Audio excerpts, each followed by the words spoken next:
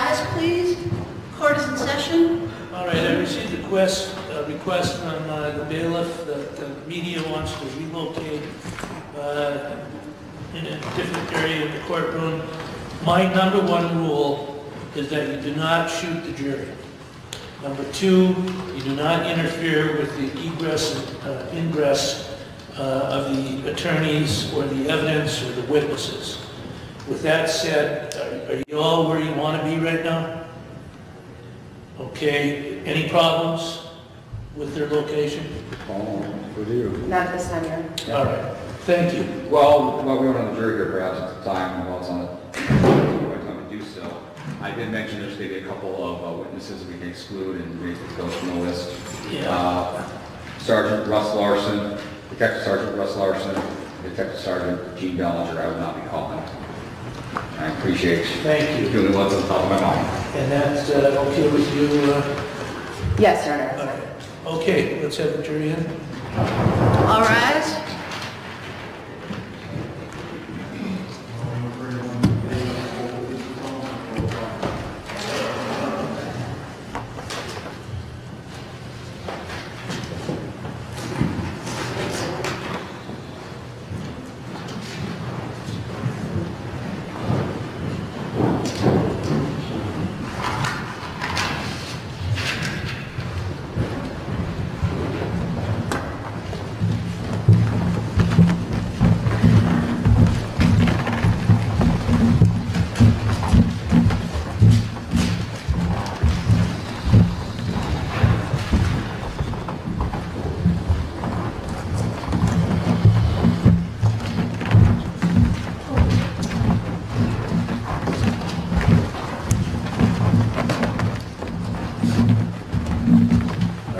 Seated, everyone. The jury is now in the jury box.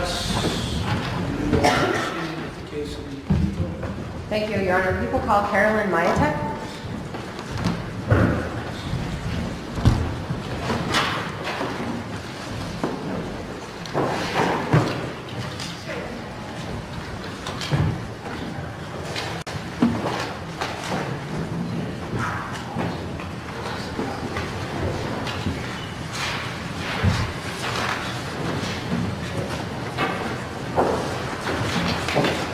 Ms. Mayatek, would you please step forward all the way to the front here?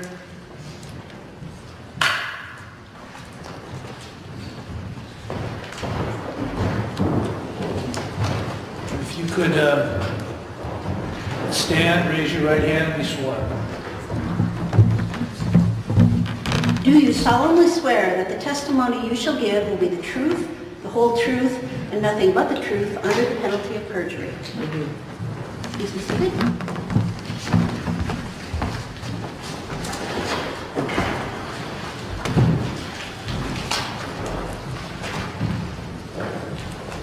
Please state your name. Caroline Mayatek. And I'm going to ask you to speak up a little bit. Caroline Mayatek. Thank you. How old are you, Ms. Mayatek? I will be 83, When's your birthday? March 7th, And where do you currently reside? 62 Lawrence and Caspian. Are you related to David Saylor? Yes, I am. And how are you related to him? I'm his grandmother. And who else resides with you at your home in Caspian? My son Robert and Todd. And is that the same street that Jason and Kelly Cochran lived on? Yes, it is. And did you know Jason and Kelly Cochran? Yes, I did. How many houses away from them did you live? I'd say about 3, maybe. And are you across the street? Yes. Who did you meet first? I met Jason first. And do you recall when you met him? Somewhere around in October. And when you say October, are you referring to 2014? Pardon? Are you referring to 2014? Yes, I am. And you said October, was it the beginning of October, the middle of October, the end of October? Kind of. I don't know if it's, I don't know, maybe about the 14th, something like that. Earlier part. Around the 14th, you thought?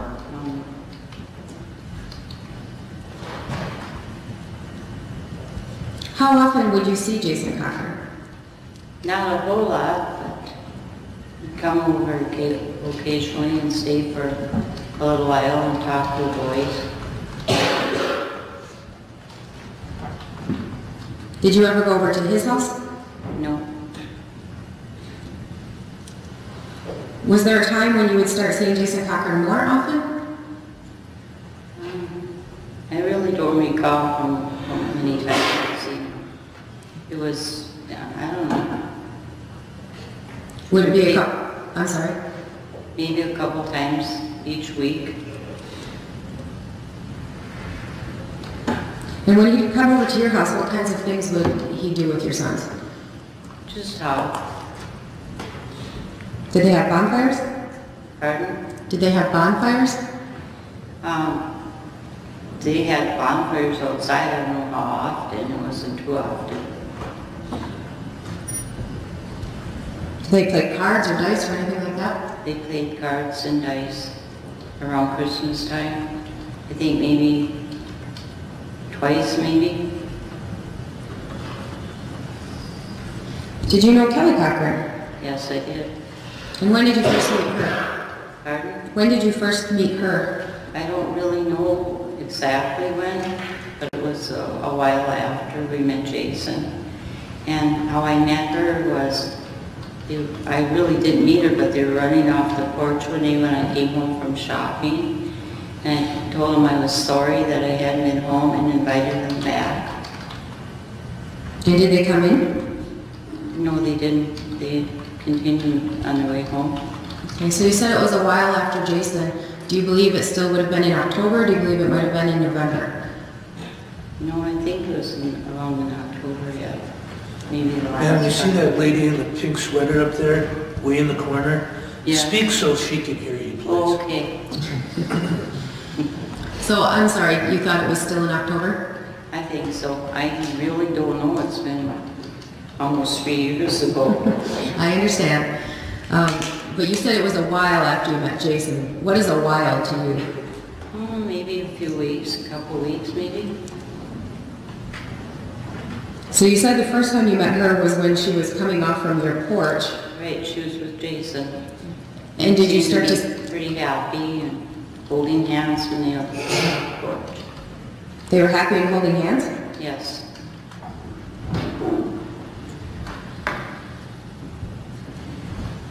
Did she eventually start to come over to your house?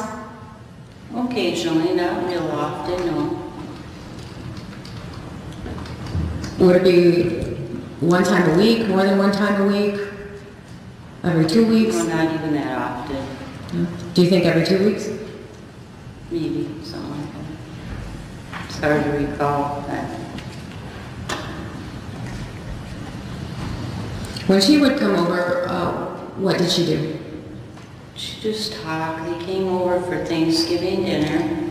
You were there for Christmas dinner. We talked about cooking and different things like that. Ordinary things. Was Jason or Kelly more talkative? Kelly was more talkative.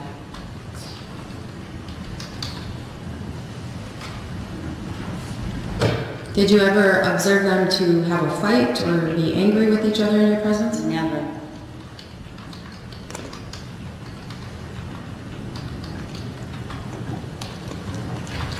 Was there a disturbance that came from near their residence one evening? Yes, there was. It was like I was asleep and woke up and it sounded like a gunshot. And what did you do when you heard that noise?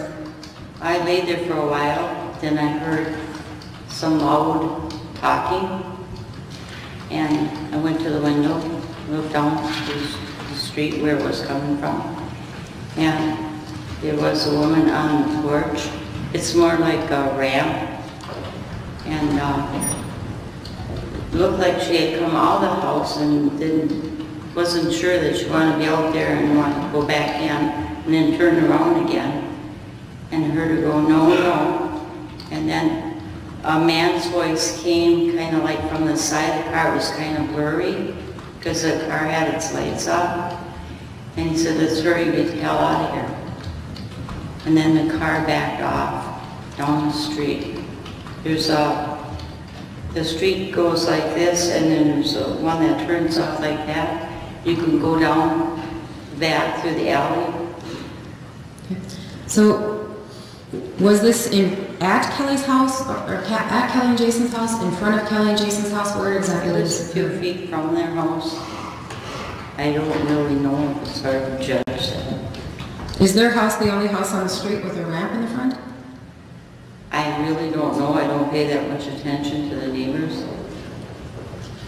Were you able to see the color of the vehicle? No. What time of year did this occur? Pardon? About when did this occur? What time? What month? Seems like it was in October also. It was before I met them. How long after this happened did you meet them? I don't recall.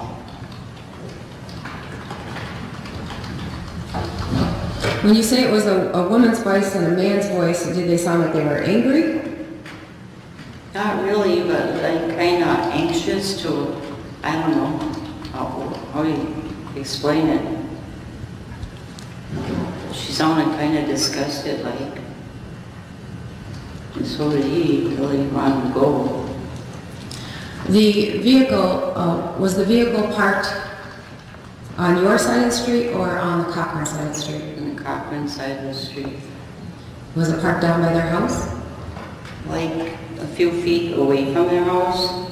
It wouldn't be right directly in front. You know, like the porch, it would be kind of, I don't know, a few feet away. Was it facing towards your house? It was facing toward our house. And is there a way to get, was there any need for the car to back up? Not really, because you can go all the way around through the alley. It's a circle, right? Yes. Okay. So there was no need for the car to back up. Was that unusual, did you think? Kind of. I mean, So this woke you up. Do you have any idea what time of night it was? no, I don't. I usually go to bed about 11 now. I don't sleep real sound. Do you sometimes go to bed earlier than that, though? Not really. No? Not even when you're working? No. And are you still working? Yeah, I work over at the senior citizen building in Alpha occasionally, like 3 days a week. And are you serving meals or are you making pasties? I do that too. Yeah, I do cook. Thank you. Thank you, Mr. Shoki. Thank you, Your Honor.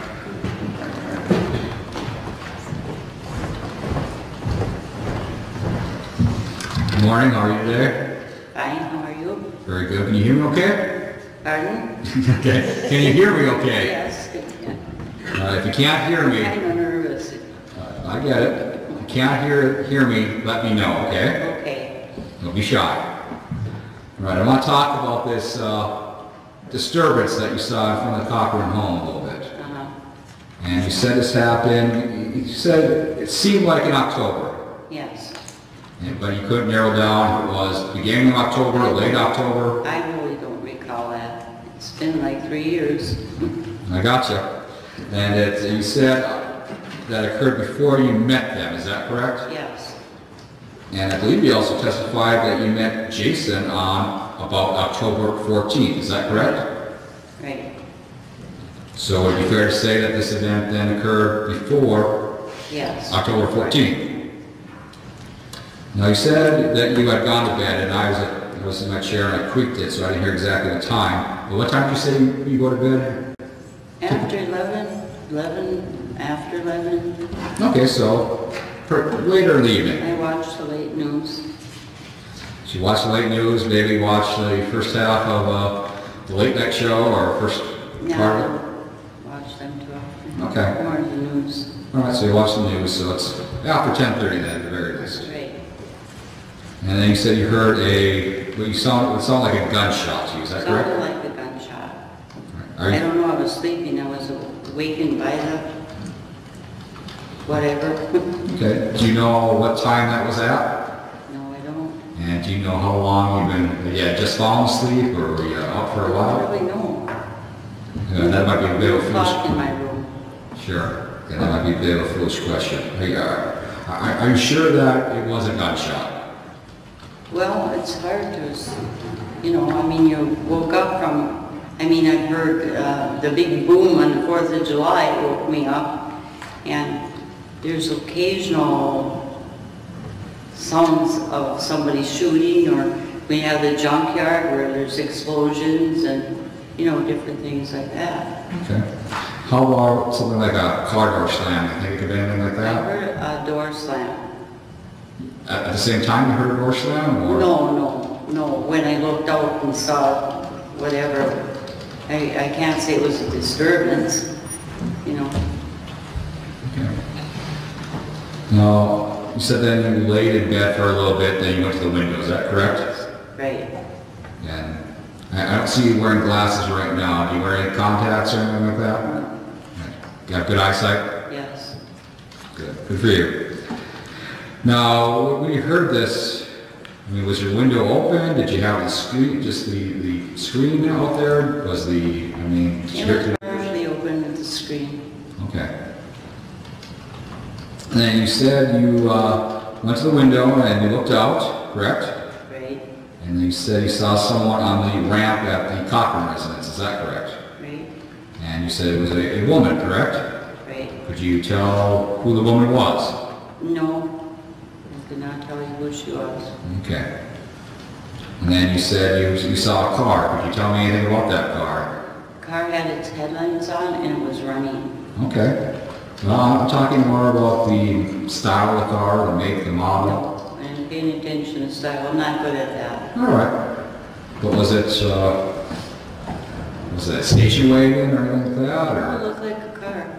Okay. It looked like a new station wagon. All right. Could you tell me the color of the car? Did you observe No, I that? can't. And you said you heard a man either in or around that car. Which was it? Was it in the car or? It was kind of blurry, maybe on the, let's see, it would be the right-hand side. Okay. Could you It tell was me? kind of blurry. I couldn't tell who it was. You anticipate my next question. Now again, you're familiar with Jason and Kelly, so you'd be familiar with their voices, correct? Well, at that time I wasn't. No. When I met him, I can't remember that it was the same voice that I heard during the disturbance, no. Okay, so you don't have any way of, you heard that disturbance and you met Kelly and say, hey, I know that voice, I've heard that before. You don't have any recollection like that. You said no, correct? Right. All right, thank you. I've got nothing further. Redirect? Yes, sir. Carolyn, Mr. Schulke asked you the date that you met Jason. Are you positive that the day you met Jason was October 14th? I'm not positive, no. I would not say that it was positive. There's been a lot of talk in the courtroom, and the reason why we're here is because there's a belief that Christopher Regan went missing on October 14th. Is that why you associate that date? No, because I didn't really hear when he went missing. All I knew was he was missing. When did you hear that he was missing? On TV, read it in the paper, got his picture. Okay, so you're not positive on the October 14th date. Could it have been before that or after that that you met Jason? But it was right around that time, I'm sure. Your grandson's birthday, is that October 28th? Yes. Would it have been close to the time of your grandson's birthday? No. It was before that? Yes. Okay. Where did you meet him at? Did I meet Jason? Right. He came in the house. I seen him outside talking to my son. And like I said, I saw him and Kelly went off the porch. I met him before that though, just briefly. At your house? Uh-huh. But you believe it was before your grandson's birthday on the 28th? Yes. Okay, thank you. Thank you, ma'am. You are excused. Thank you. People call Trooper or Detective Sergeant Randy Kahn.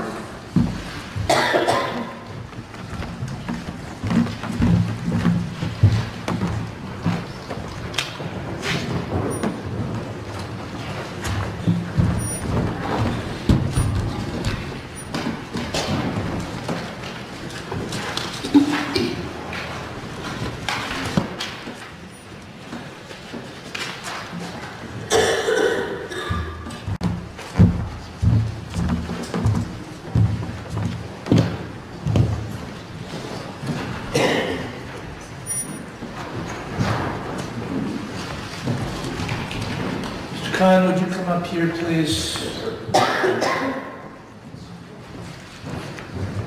If you'd stand and raise your right hand, be sworn.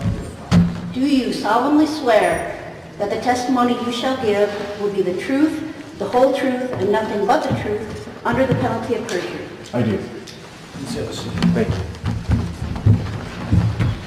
Before we start our questioning, Your Honor, I want to admit some joint exhibits that pertain to Detective Sergeant Khan's testimony. The first joint exhibit is number 24, which are the cellular phone records for Kelly Cochran, Jason Cochran, and Chris Regan.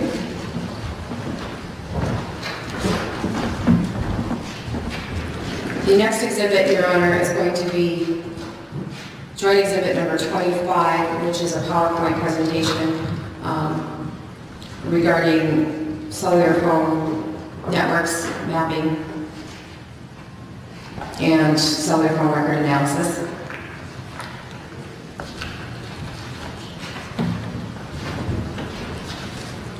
The third exhibit, Your Honor, is going to be joint exhibit number 27, which is the FBI extraction report of the Hyundai Genesis car's telematics on its GPS unit.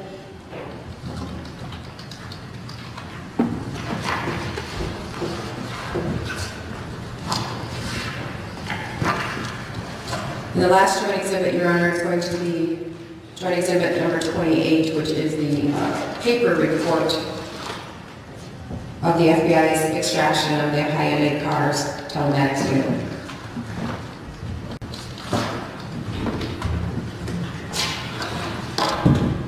Those joint exhibits will be received. Thank you, Your That's Honor. 24 to 28. That's correct. And just by way of demonstrative, Your Honor, it's actually part of the PowerPoint that was joint exhibit number 25. I asked the court's permission to pass out a key that lists the telephone numbers, and they're color-coded so that the jury can understand what they're looking at when it's on the screen. Mr. Schulke and Ms. Cochran have provided a copy. All right. I'll also provide one to the court.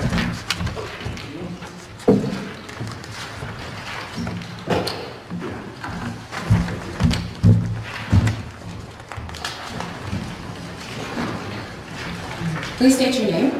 I'm Detective Sergeant Randy Kahn of the Michigan State Police. And how long have you been with the Michigan State Police? March 10th will mark my 21st year with the State Police. And what is your current assignment? I'm currently assigned to the Technical Service Unit with the State Police. And where are you assigned to a particular district? The Technical Service Unit, there's 6 members of us. We're actually assigned out of Lansing, and then from Lansing we're assigned to geographical areas throughout the state. I'm technically assigned to the 3rd District, which encompasses 14 counties that I'm responsible for. That would be from the Flint-Port Huron area, north all the way up to the West Branch, Oakland County area. Any law enforcement experience prior to joining MSP? No, I was in the military prior to the Michigan State Police. Okay. And what type of military service or what branch? I was in the United States Navy for 4 years. I was a nuclear power machinist mate. I worked in the engine room of nuclear powered vessels. I went through about 2 years of technical training just to work on nuclear power propulsion and steam generating to make electricity propulsion for the ship. From that, then I also ended up in the technical publication library at a facility prior to being discharged from the military. So I got technical experience working in the military, both in the nuclear power program and then also in the Tech Pub Library, which contains all the schematics and books and information diagrams for everything on the ship. Okay. You're talking really fast. Sorry. I know you want to get to lunch. What are your duties in the Technical Service Unit at the 3rd District? In the Technical Service Unit, as I said earlier, there's 6 members and we're responsible for geographical areas around the state. And what we do is we use and leverage technology to further assist investigations. So I help officers, detectives from all agencies, city, township, sheriff's department, and the state police to further their investigation. The 6 members, myself and the other 5, we have advanced, unique training.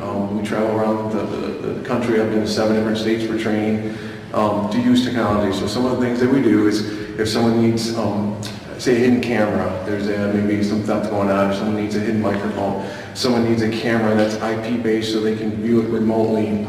Someone needs a GPS tracker unit for a suspect or vehicle or something. And then the thing that we do the most of is with cell phones. We do analytical work with cell phones, both for historical records, for plotting and looking for communication patterns. We also do it for looking for fugitives, maybe missing people. We use the current location of cell phones. So cell phones probably about 75 to 80% of my work. We use other things, thermal imaging, night vision, flare units. So anything to do with technology falls under the technical service unit. Prior to being in the technical service unit with Michigan State Police, what was your assignment? I've currently been assigned to technical service unit for about just over 3 years. Prior to that, I actually was assigned to the City of Saginaw Detective Bureau in a major case unit. The City of Saginaw had gone from 110 officers down to 55, so they needed assistance. So the state police had put 4 of us in there as investigators. So we handled the homicides, shootings, robberies, sexual assaults. So major cases what we handled in that unit. And that's where I initially started getting all my cell phone training, was when I was in that unit. Because cell phones are so involved in part of our lives, they needed someone to be an expert and start working cell phones, both analytical for cell phone records, but at that time I also did cell phone forensics. So I'd actually take the mobile handsets and I would actually do a dump or download to show what was inside the phone, what information was in there. So I was assigned to that major case unit for about 7 months prior to this assignment at the technical service unit. And you touched on it briefly, but what type of specialized training or experience do you have in cellular evidence? Oh, I've been to a couple hundred hours of formalized training put on both by the FBI and then also retired law enforcement around the country. And then we also have in-house training through our peers of my other members of the unit who have additional time in the unit. So we do a hands-on program. There's a 2-year program when you come to the technical service unit where you work with somebody else before you can get promoted, showing that you have the knowledge and the ability to do the duties of technical service unit. So formalized training in a couple hundred hours, and then on the job training with my peers, and then also, again, 75 to 80% of what I do with cell phones, this is what we do every day, is analyzing records from cell phone providers. Okay. So I want to be clear with the jury. We've had some witnesses testify already about cell phone extractions. Do you do some of that? I am still trained and certified as a forensic, to be able to do forensic extractions from cell phones, but that's not something we do a lot of. We've, rather than duplicating work of other units, the computer crimes unit for the state police, and we have those offices all around the area, they will do it for computers and phones, so rather than duplicating that, we focus more on actually the analytical work of both historical and current time positions for cell phones is what we do more now. Okay, and when you say historical and current time, what was it for cell phones? So historical plotting or analysis is obviously something in the past, where I'm going to use the records from the cell phone providers, one of the big fours, Verizon, Sprint, AT&T, or the Metro PCS, T-Mobile, and we're going to use the past records or historical records, and we're going to use those, and we're going to get a tower map and be able to show where a phone was or was not at, and then we're also going to do analytical work looking at the communications of those phones with other phones. Real-time or current would be using current information from the cell phone provider to be able to show where a cell phone currently is. That would be using an instance of a missing person, or also maybe an abducted person, or if there's a fugitive, a homicide suspect that they're worried might commit other crimes, then we'd go through and get a search warrant through the cell phone company, try to find their current position. So you actually have the ability to plot or map where a cell phone might be based on the records that, like, my Verizon carrier would have, so you could tell where I was yesterday if necessary. If we were to get a search warrant and obtain their historical records or records from yesterday, and then the cell phone providers not only provide us with the cell phone records, within the cell phone records is a list of columns, date, time, the type of communication, and then they're also going to contain what's called the tower list or cell site list. And then with that cell site list or tower list, we're also providing a record key that gives us information of if they give you a 3 or 4-digit or 5-digit number tower, we're able to look and see where the lat long or plot out where that tower is. And then within that tower, there's usually what we call sector or sides. It can be a lot more complicated than that, but yes, with the information from the cell phone company, we can manually do it. And then I also have analytical software that is provided to me by the state police that we purchase from companies that we use to facilitate it. So I manually check the records and can plot them manually, and then I can also use analytical software. I have a couple of tools that I can use to help plot out and show where phones have been in the communications at that time. Have you ever been qualified as an expert witness before? Yes, I have. Okay. And approximately how many times? At least 7 times that I have logged. There's maybe 1 or 2 other times, and there's other times where it wasn't necessary for me to qualify as an expert witness, but I still have testified in the cell phone technology, mapping and plotting of historical records, and then also the analyzing or analytical work showing historical communications between multiple phones, 2 phones, 3 phones, 4 phones, whatever it turns out for that specific case. And when you were qualified as an expert, were you qualified as an expert in cell phone technology, records analysis, mapping, and plotting? Yes, I was. Your Honor, at this time I'd offer Detective Sergeant Kahn as an expert witness in those areas. I will accept Trooper Khan's opinion testimony within his area of expertise. Can you give us a very general description of how cellular phones and cellular networks work? Cellular phone uses your landlines just like your house phone would use. When you make a call on your house phone, it's routed through some wires and then through some switches or computers will determine it goes to whatever number you dial. Cell phones work the same way where they still use those wires and switches. The difference is the last leg of your communication or the first leg of your dialing out is done through radio waves. So basically it's like a walkie-talkie or a radio, but instead of having to key the mic, you can just talk freely back and forth and hear the person without keying the mic. But the radio waves are sent to, and we all refer to them as a general term as to a tower, but in reality they're not all necessarily a tower. They're sent to antennas, which are receivers and transmitters. The receivers will receive a signal from a cell phone, transmitters transmit the signal to the cell phone, and then once they get there, they're routed down from what we call as a tower down to a switch. From there, they're routed through the regular phone line, just a regular landline call, and then out to whoever you're communicating with. If it's another cell phone, it will go out to that carrier, if it's a different carrier, up to what, again, we call towers, and then send a signal out.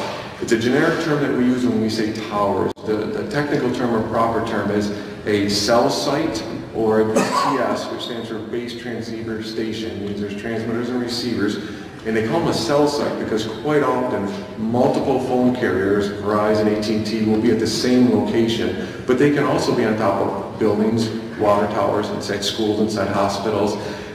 They can be, instead of just a tower, they could be different type of structures. But we all say towers, but in reality it's a cell site or a base transceiver station is the proper term for that. By way of example, in Iron County's area, have you had the opportunity to look at or look for cell towers in our area? Yes, in this area, like most areas for rural areas, there's a combination of actual towers. Now there's different types of towers. There's a straight pole, which is a monopole. Then there's a tower that we would call a lattice type tower. If you think of the Eiffel Tower, that's what those look like. Then there's freestanding towers that are much skinnier that have guide wires, but then there's also the water tower. So actually just outside the courthouse, the water tower here has some that way, sorry, wrong direction. You can actually see them, I can see them out the window here, but also more in the southeast part of town, there's another water tower here, I should say in Iron City, that has cell phone antennas, again, receivers and transmitters. So you talk about the cell phone tower having several different carriers on it. How does that impact, or does it impact at all, your ability to plot or map anything? No, they do share, so they share and coexist at certain sites, but depending again on each carrier, it's up to that individual carrier to decide how many towers they need for a geographical area. So sometimes they're individual, just an AT&T or just a Verizon tower, and sometimes they coexist, but they only coexist as using the structure to mount the receivers and their transmitters, but they don't interfere with each other. But each company will provide me with a separate cell site list showing me where their transmitters and receivers are at. Up on the screen on our PowerPoint, the Joint Exhibit number 25, page 1. What is that? That's the water tower in Iron River. It's the southeast part of the city. It's got that specific cell location or cell site location has AT&T and Verizon antennas, which would be receivers and transmitters, and that's a tower that, in doing the analytical work for this case, was in play a lot or used a lot, quite often. What is this diagram? This is page 2 of 25. So when I explained earlier that we talked about cell sites or towers, and I said towers have sides or sectors. Cell phone companies are a business, and they want to generate money. They want to make sure that they have provided adequate coverage for their customers. They use different frequencies to provide open channels for that radio communication that we talked about. Each cell phone company from the federal government, from the FCC, is only assigned a certain block or a band or section of frequency. Those frequencies can only handle so many callers. So if you've ever tried to dial out on your phone, you couldn't get a signal even though you could see the tower. That's because all the channels are currently being used. So to be able to provide more channels for a geographical area, for this instance, for this city, as we talked about earlier, is they will actually have sides or sectors, and each one of these sides or sectors will use a little bit different frequency to provide coverage for more users for a geographical area. So this particular diagram is what we would call a three-sector or three-sided tower, meaning there's 3 different sections. They're divided up each into a 120-degree area to provide a 360-degree coverage for a geographical area. Now there is some overlap, between those sections, slight overlap. So if you're moving from one section to the next one, you don't just drop a call. It's called your phone will hand off from one tower or one sector to the next sector, so your communication continues and you don't have a dropped call. So that is what I would call a 3-tower. That's a typical 3-tower layout, and if you can see, there's a blue arrow point to the north or point straight up. That's at 0 degrees.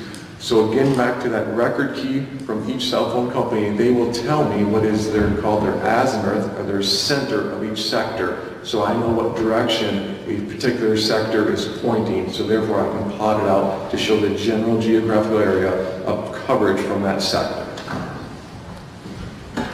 Now you talked just briefly, or you touched on when somebody makes a call and they can see the tower, but the call's not going through. Is that something that happens often in like mass casualty situations or disaster situations? Yeah, those are typically going to be if there's a large influx of people to an area. When the cell phone providers set up their systems, they want to make sure they provide enough coverage for their users. But if you have a small area and you have an influx of people, say a sporting event, University of Michigan Stadium, you'll have a hard time getting a signal even though you can see the tower. If there's a traffic crash and there's a lot of vehicles stopped on the freeway, if there's a parade in town and there's an influx of people, that's typically when you're going to have problems reaching a tower or a signal, even though you can see one right in front of you.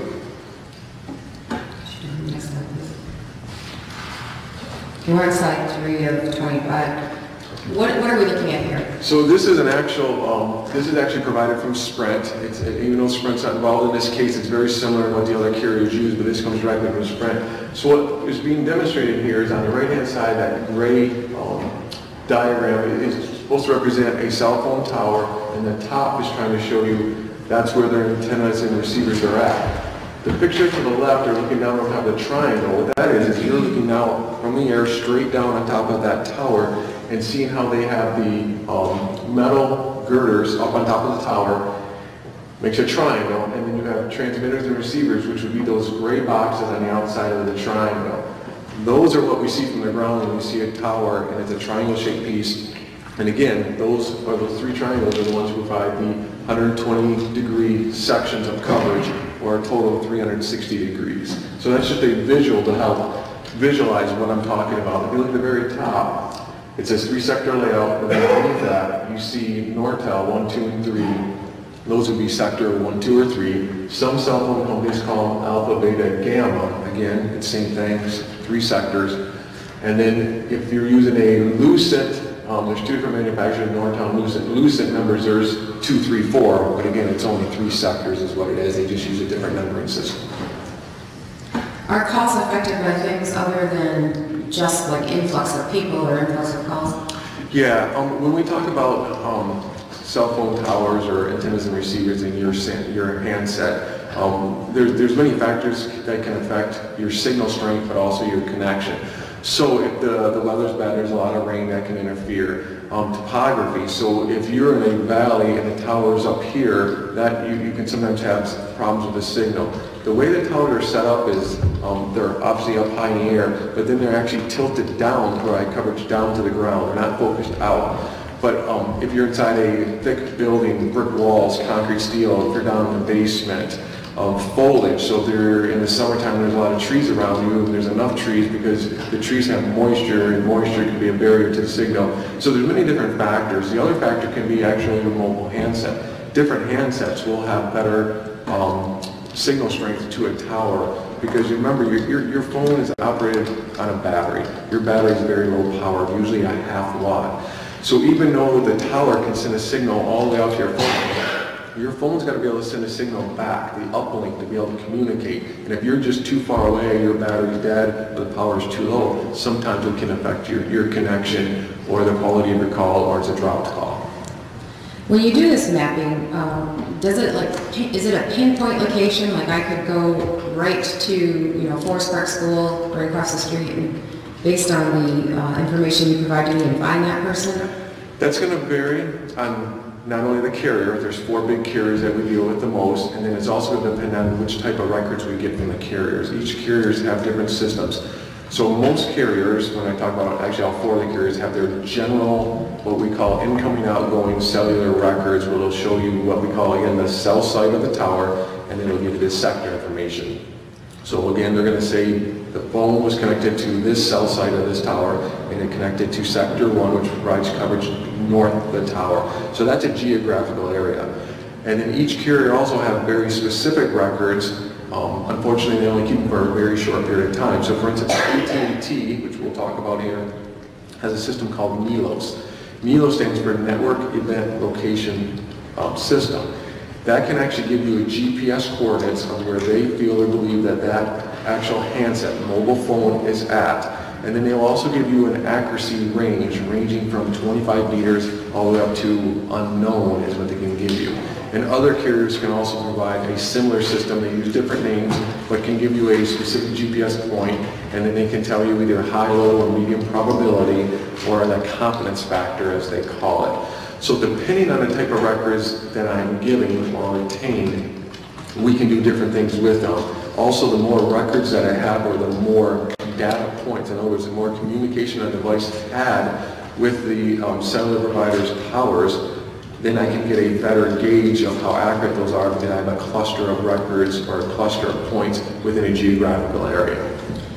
We've heard the term pinging used in the courtroom this week. What does pinging mean? Pinging is not actually a technical term. Again, it's back to how we call every cell phone antenna, receiver, transmitter is a tower, even though it might not be a tower. So pinging is a generic term.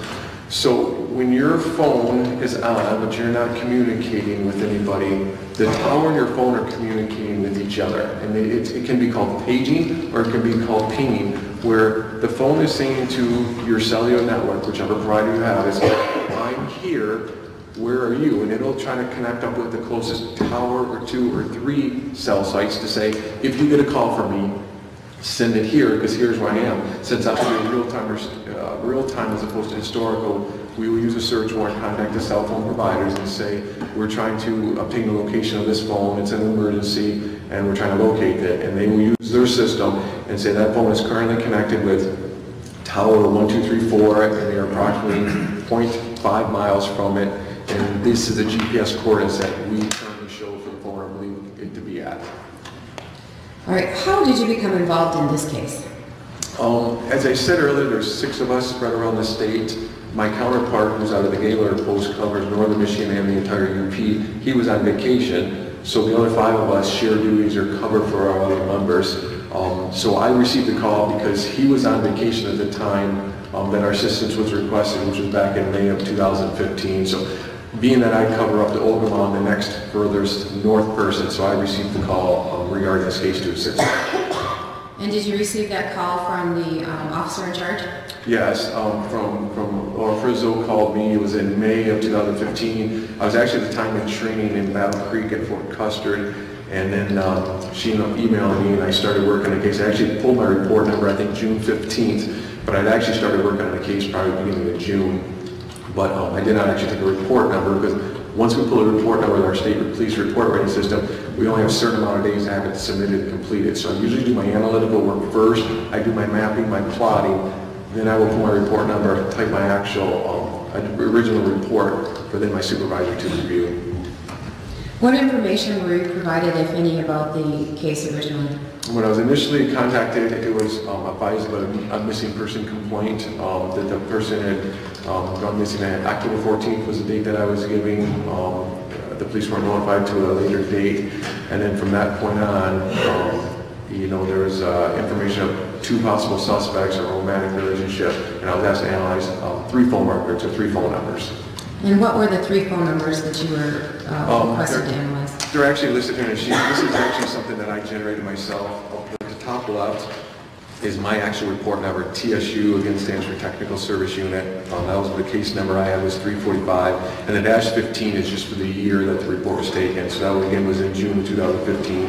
And then Iron River PD is who I was assisting. So I generate this. When I analyze phone records and I do the analytical work, very few of my cases involve only 1 phone. They typically are involved 2 phones or more, sometimes up to 8 phones. So what I tend to do is I tend to try to color coordinate and use those colors throughout my entire report or any maps or charts that I make to help visualize for the investigators, the prosecutor, the judge, for anyone to understand which phone I'm specifically talking about, or when I generate a map, because sometimes on maps I'll have 2 or 3 different phones showing where they're at to show who's who. So I always just pick colors and then assign them to a phone. So that's what I did in this case.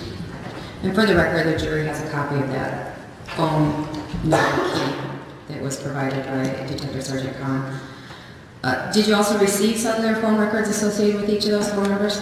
I did. When you submit a search warrant to any of the big 4 carriers, typically the way they like to deliver your information that you ask for is via email. They can mail it to you on a disk, but they prefer to send it to you via email. So whatever you request in your search warrant, they will then send you. So whatever time period and specific information, if you ask for subscriber information, billing information, if you want to know email assignment account, whatever you ask them for, they will email you. Usually comes in mostly Excel spreadsheet files, sometimes it comes in PDF files, again depending on the carrier. And so they'll email it to you, and then they also will email you what they call a certification of records. And that's usually the analyst at the cell phone provider will say, I certify these records are true business copy of our records for the phone number that you asked for. Was there a particular date range involved in this case for the telephone records?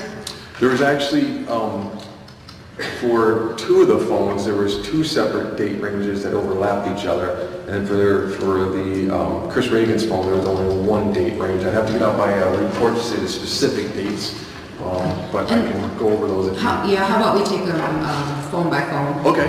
As we talk about the usage patterns. Did you first analyze the usage patterns for Kelly Cochran's phone? I did. And how do you analyze the usage pattern? Again, we take the historical records. The longer period of records I have, the better picture I can paint as far as the normal usage of that phone. So we're all creatures of habit, and pretty much most people have the same type of routine, whether you work afternoons, days, or nights, you work Monday through Friday.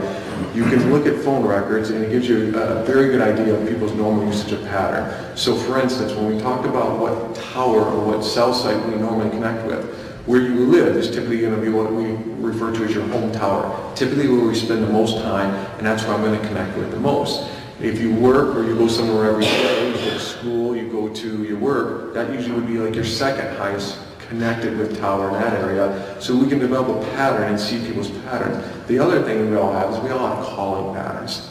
Or I should better state communication patterns. Because some people will text more, some people will call more, some people will call certain people more, but text certain people more.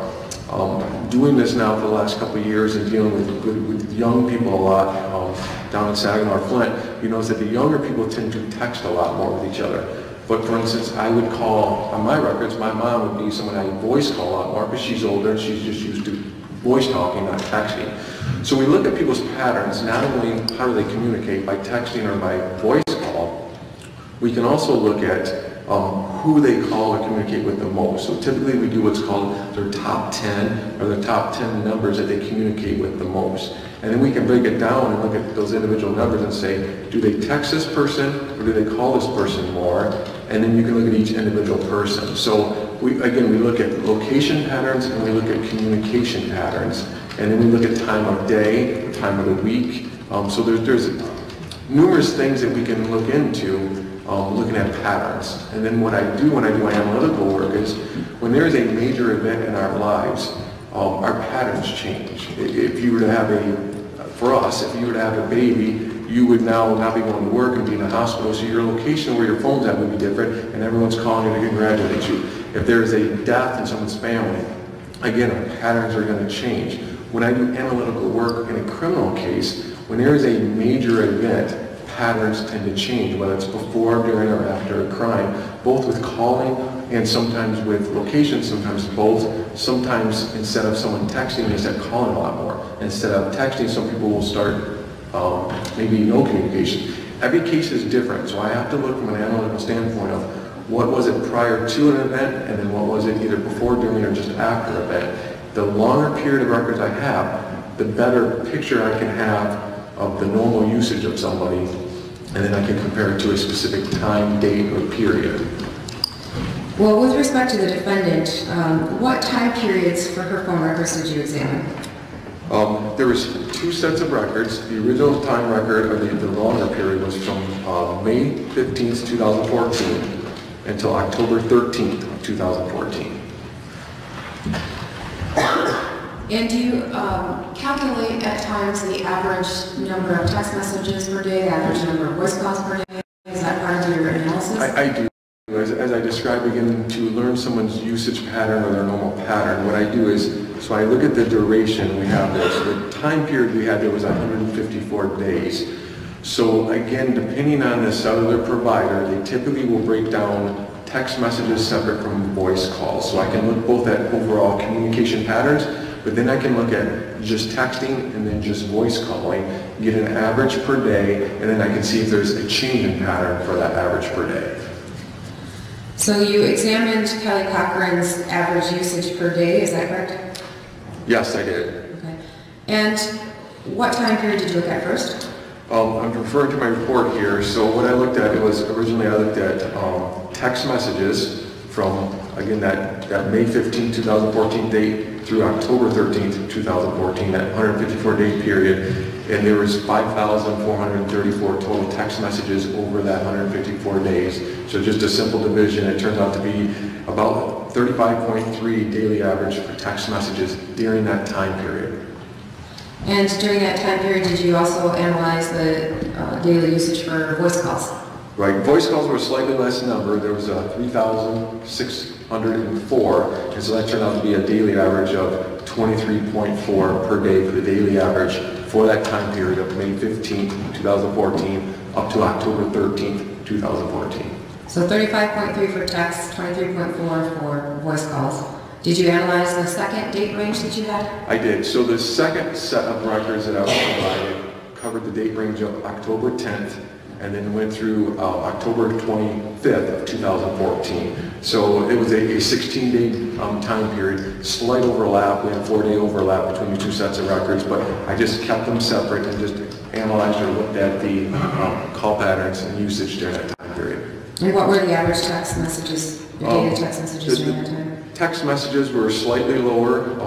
There was 506 total for that 16-day period. It turned out to be an average of 31.6 was the daily average for text messages.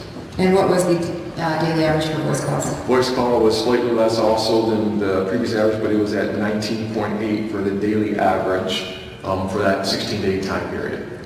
In your line of work, does slightly less really mean anything to you? I mean, again, we're taking the average, so we're looking at the average over a time period, a 16-day time period. So it is slightly less for the time period, but then you break it down, you look at daily average, you look at specific dates, and you look for what we call anomalies, or why is there a big change here is what we look for, what I look for when we do these, analyzing these records.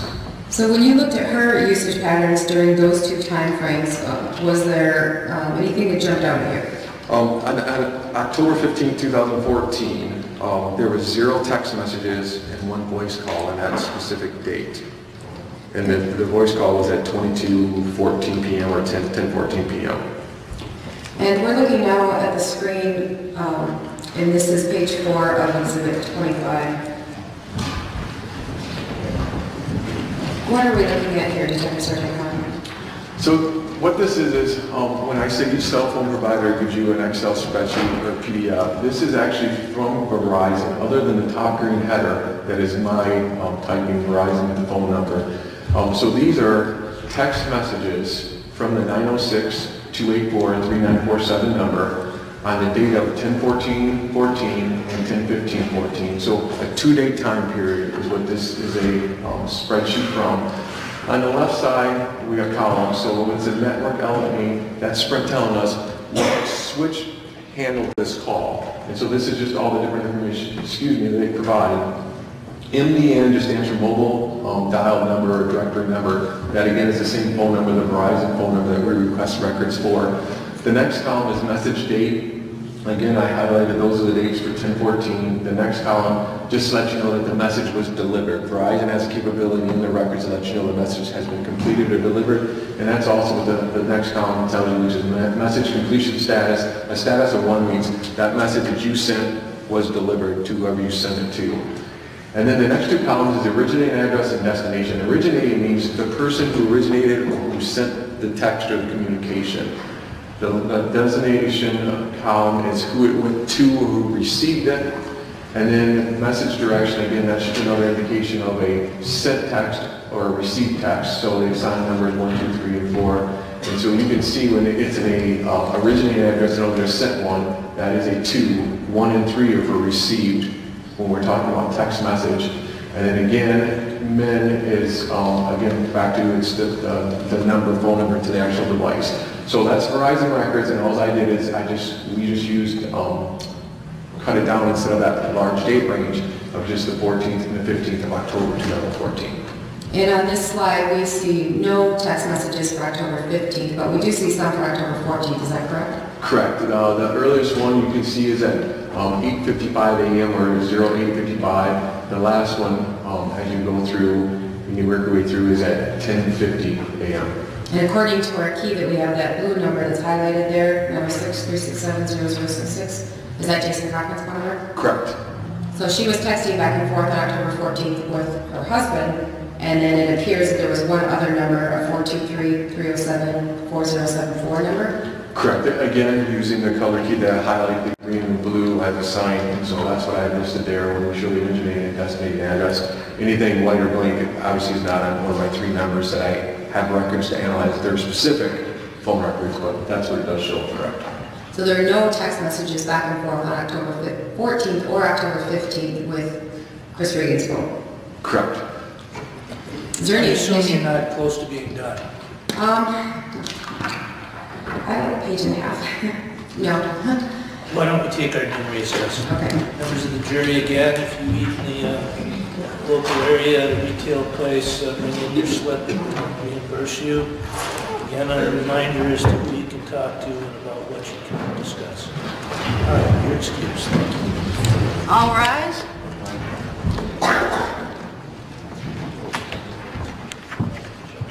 You know what time you want for that? I'm sorry, 1 o'clock.